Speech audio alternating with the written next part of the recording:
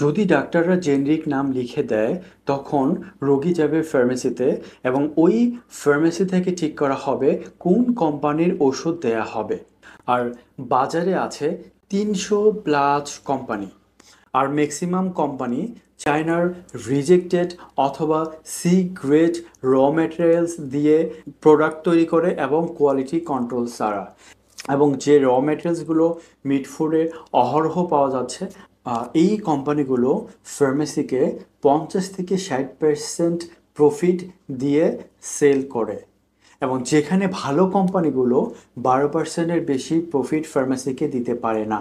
এখন আপনার কাছে প্রশ্ন হলো, আপনি যদি ফার্মেসি ওনার হন তাহলে ওই সময় কোন কোম্পানির প্রোডাক্টটা আপনি রাখবেন?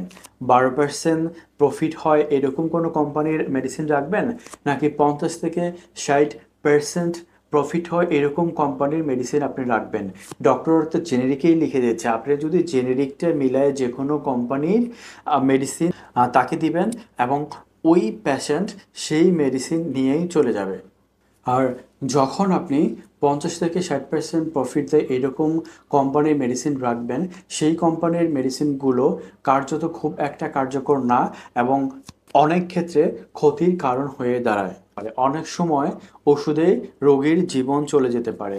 ডায়াবেটিস, অ্যাজমা, হার্ট ইত্যাদি রোগের ক্ষেত্রে ভুল ওষুধ অথবা দুর্বল ওষুধ মানেই মৃত্যু। এটা আপনাকে মনে রাখতে হবে।